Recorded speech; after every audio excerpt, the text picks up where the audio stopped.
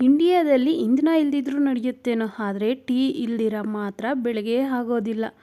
Friends ಜೊತೆ ಹೋದ್ರೂ tea ಬೇಕು, ತಲೆನೋವು ಬಂದರೂ ಟೀ ಬೇಕು, ಎನರ್ಜಿಗೆ ಟೀ ಬೇಕು, ಮತ್ತು ಮೈಂಡ್ ಫ್ರೆಶ್ ಆಗೋಕ್ಕೂ ಸಹ ಟೀ ಬೇಕು.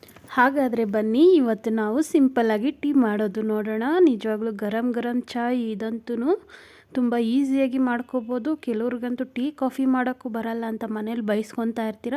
ಅಂಥವರು ತಪ್ಪದ ಹಾಗೆ ನಮ್ಮ ಚಾನಲಲ್ಲಿ ಈ ಟೀ ಮಾಡೋದನ್ನು ನೋಡಲೇಬೇಕು. ನೋಡಿ, ನೀವು ಇಷ್ಟು ಘಮ ಘಮ ಅಂತ ಇರುತ್ತೆ ಅಂದರೆ ನಿಜವಾಗ್ಲೂ ತುಂಬ ಚೆನ್ನಾಗಿರುತ್ತೆ ಟೀ ಅನ್ನೋದು. ಮೊದಲಿಗೆ ಸ್ಟವ್ ಅಂಟಿಸ್ಕೊಂಡು ಒಂದು ಟೀ ಪಾತ್ರೆನ ಇಟ್ಕೋಬೇಕಾಗುತ್ತೆ. ಇದ್ರ ಯಾವುದೇ ರೀತಿ ನೀವು ಖಾರ ಮಾಡಿರಬಾರ್ದು. ಇದರಲ್ಲಿ ಟೀಗೆ ಅಂತ ಸಪ್ರೇಟ್ ಇಕ್ಕೊಂಬಿಡಬೇಕು. ಟೀ ಅಥವಾ ಕಾಫಿ ಮಾತ್ರ ಮಾಡಲಿಕ್ಕೆ. ನಾನಿಲ್ಲಿ ನೋಡ್ತಾ ಇದ್ದೀರಾ, ನಿಮಗೆ ಒಂದು ಸ್ಮಾಲ್ ಟೀ ಸೈಜ್ ಮನೇಲಿ ಇರುತ್ತಲ್ಲ ಅಂಥ ಗ್ಲಾಸಲ್ಲಿ ನಾನು ಹಾಲನ್ನ ತಗೊಳ್ತಾ ಇದ್ದೀನಿ. ಗಟ್ಟಿ ಹಾಲು 2.5 ಗ್ಲಾಸಷ್ಟು ನಾನಿಲ್ಲಿ ಹಾಲನ್ನ ತಗೊತಾ ಇದ್ದೀನಿ.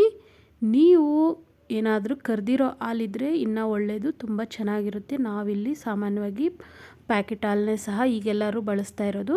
ಒಂದು ಅರ್ಧ ಗ್ಲಾಸಷ್ಟು ನೀರನ್ನ ಸೇರಿಸ್ಕೊಳ್ತಾ ಇದ್ದೀನಿ. ಸೊ ನಮಗೆ ಇಲ್ಲಿಗೆ 3 ಗ್ಲಾಸ್, ಟೋಟಲಾಗಿ 3 ಗ್ಲಾಸ್ ಆಯಿತು, ನೀರು ಹಾಲು ಎಲ್ಲ ಸೇರಿ.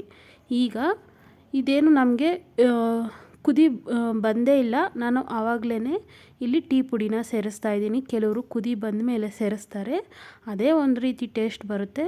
ಇಲ್ಲಿ ನಾನು 3 ಗ್ಲಾಸ್ ಹಾಲಿಗೆ 1 ಟೇಬಲ್ ಸ್ಪೂನಷ್ಟು ಟೀ ಪುಡಿನ ಸೇರಿಸಿದ್ದೀನಿ, ಹಾಗೂ 2.5 ಟೇಬಲ್ ಸ್ಪೂನಷ್ಟು ಶುಗರ್ನ ಸೇರಿಸ್ತಾ ಇದ್ದೀನಿ. ನೀವು ಬೇಕಾದರೆ ಬೆಲ್ಲನೂ ಸಹ ಸೇರಿಸ್ಕೋಬೋದು. ಈಗ ಇದೆಲ್ಲ ಸಹ ಚೆನ್ನಾಗಿ ಕುದಿ ಬರಬೇಕು. 1-2 ನಿಮಿಷ ಚೆನ್ನಾಗಿ ಮಿಕ್ಸ್ ಮಾಡಿಕೊಂಡು ಕುದಿಸ್ಕೋಬೇಕು. ಒಂದೊಂದು ಸಲ ಉಕ್ಕಿ ಆಚೆ ಬಂದುಬಿಡುತ್ತೆ. ಆವಾಗ ಆ ಟೈಮಲ್ಲಿ ನೀವು ಶಿಮ್ಮಲ್ಲಿ ಇಟ್ಕೋಬೇಕಾಗುತ್ತೆ. ಮತ್ತು ನೋಡಿದ್ರಲ್ಲ, ಈ ರೀತಿ ಎಲ್ಲ ಚೆನ್ನಾಗಿ ಉಕ್ಕು ಬಂದಾಗ ಸ್ಪೂನಲ್ಲಿ ಅಥವಾ ಗ್ಲಾಸಲ್ಲಿ ಈ ರೀತಿ ಮಿಕ್ಸ್ ಮಾಡ್ಕೊತಾ ಇರಬೇಕು. ಆವಾಗ ನಮಗೆ ಆದಷ್ಟು ಟೀ ಸೊಪ್ಪು ಅನ್ನೋದು ಚೆನ್ನಾಗಿ ಟೀ ಕಲರ್ ಅನ್ನೋದು ನಮಗೆ ಪರ್ಫೆಕ್ಟಾಗಿ ಬರೋವರೆಗೂ ಸಹ ಕುದಿಸ್ಕೋಬೇಕಾಗುತ್ತೆ. ಕೆಲವರು ಸಕ್ಕರೆನ ಕೊನೆಯಲ್ಲಿ ಸೇರಿಸ್ತಾರೆ. ನಾನು ಮಾತ್ರ ಇಲ್ಲಿ ಒಂದೇ ಸಲ ನಿಮಗೆ ತೋರಿಸ್ತಾ ಇದ್ದೀನಿ. ಫ್ರೆಶ್ ಹಾಲು ತೊಗೊಂಡ್ರೆ ಆದಷ್ಟು ಒಳ್ಳೆಯದು. ನೀವು ಬೆಳಗ್ಗೆ ಕಾಯಿಸಿರೋ ಹಾಲಲ್ಲಿ ಸಾಯಂಕಾಲ ಮಾಡ್ತೀನಿ ಅಂದರೆ ಅದು ಸ್ವಲ್ಪ ಟೇಸ್ಟ್ ಅನ್ನೋದು ಬೇರೆಯೇ ಇರುತ್ತೆ. ಫ್ರೆಶ್ ಹಾಲು ಯೂಸ್ ಮಾಡಿಕೊಂಡ್ರೆ ಈ ಟೀ ಆಗಲಿ ಕಾಫಿ ಆಗಲಿ ತುಂಬ ಚೆನ್ನಾಗಿರುತ್ತೆ. ಈ ರೀತಿ ಚೆನ್ನಾಗಿ ನಮಗೆ ಟೀ ಕುದಿಸ್ಕೊಂಡ್ರೇ ಅದರ ರುಚಿ ಮತ್ತು ಘಮ ಅನ್ನೋದು ನಮಗೆ ಬರೋದು.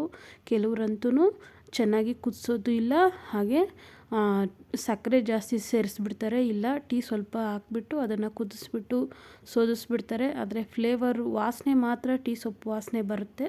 ಅದಕ್ಕೊಂದು ರುಚಿ ಅನ್ನೋದಂತೂ ಖಂಡಿತ ಇರೋದಿಲ್ಲ. ನೀವು ಈ ರೀತಿ ಮಾಡಿಕೊಂಡ್ರಿ ಅಂದರೆ ಮನೆಯಲ್ಲಿ ಎಲ್ಲರಿಗೂ ಇಷ್ಟ ಆಗುತ್ತೆ, ಹಾಗೂ ನೀವು ಸಹ ಟೀ ಪ್ರೇಮಿಗಳಾಗೋಗ್ತೀರ, ಅಷ್ಟು ಚೆನ್ನಾಗಿರುತ್ತೆ. ಈಗ ನಾನು ಇದು ಆಗಿದೆ, ನಮಗೆ ಸ್ಟವ್ ಆಫ್ ಮಾಡಿ ಸೋದಿಸ್ಕೊಳ್ಳೋಣ.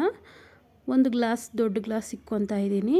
ನಮಗೆ ನೋಡ್ಬೋದು ಸಾಮಾನ್ಯವಾಗಿ ಇವಾಗ 3 ಗ್ಲಾಸ್ ಟೀ ಅಷ್ಟು ಆಗಿದೆ. ಇದು 3 ಗ್ಲಾಸ್ ಹಿಡಿಸುತ್ತೆ. ಇದು ದೊಡ್ಡ ಗ್ಲಾಸ್ ಆಗಿರೋದ್ರಿಂದ ಈ ರೀತಿ ಚೆನ್ನಾಗಿ ಸೋದಿಸ್ಕೊಂಡು ನಮಗೆ ಸಣ್ಣ ಸಣ್ಣ ಗ್ಲಾಸಲ್ಲಿ ಉಯ್ಕೊಂಡ್ರೆ ಸರೋಗುತ್ತೆ.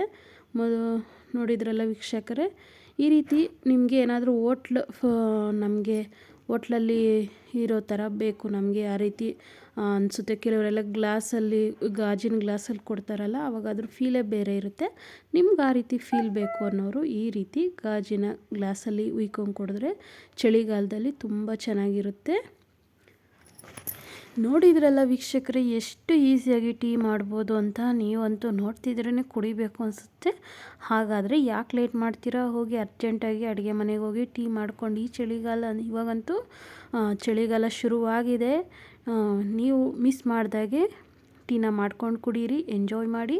ಹಾಗೆ ನಿಮಗೆ ಸಹ ಈ ರೆಸಿಪಿ ಇಷ್ಟ ಆಗಿದ್ದರೆ ದಯವಿಟ್ಟು ಲೈಕ್ ಮಾಡಿ, ಶೇರ್ ಮಾಡಿ, ಕಾಮೆಂಟ್ ಮಾಡಿ, ತಪ್ಪದೇ ಸಬ್ಸ್ಕ್ರೈಬ್ ಮಾಡ್ಕೊಳ್ಳಿ.